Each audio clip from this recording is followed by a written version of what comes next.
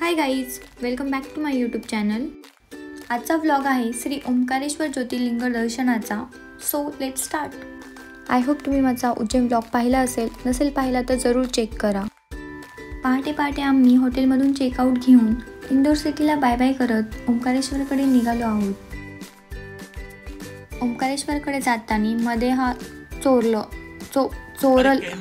हा घाट लागला। माकडांना hi hello करत आणि मोराचा ब्युटिफुल व्ह्यू पाहत आम्ही पुढे निघालो।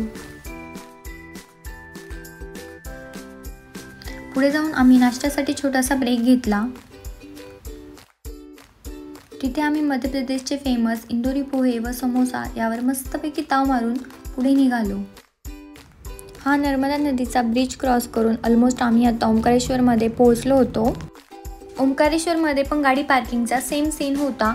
तो गाड़ी को 5 किलोमीटर पहले पार्क करके हमारी सवारी इस रिक्शा से आगे निकल पड़ी एंड फाइनली आम्ही ओंकारेश्वरला पोहोचलो।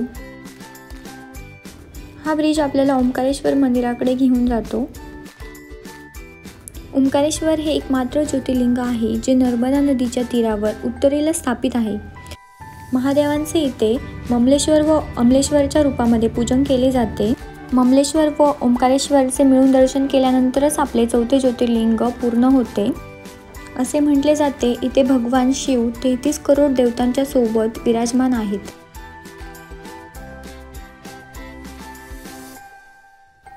हे ममलेश्वर ज्योतिर्लिंग आहे जे की नर्मदा नदीच्या दक्षिणेला स्थापित आहे।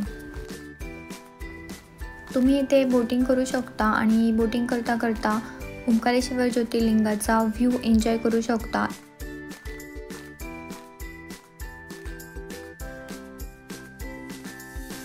भोले बाबा के दर्शन करके वापस जाते टाइम दोपहर हो चुकी थी।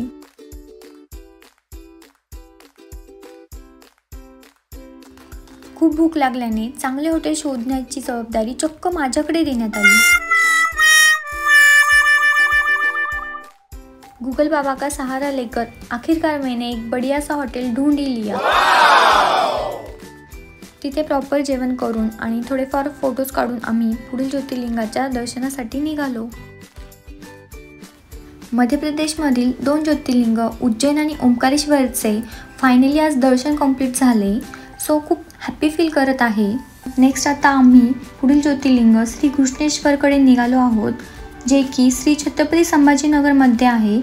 तर त्याचा पण व्लॉग मी लवकरच अपलोड करणार आहे। आय होप तुम्हाला माझे ज्योतिर्लिंग दर्शन व्लॉग्स आवडत आहे। नेहमीसारखे व्हिडिओला लाईक करा, कमेंट करा आणि माझ्या चॅनलला सबस्क्राईब करा। जय भोलेनाथ।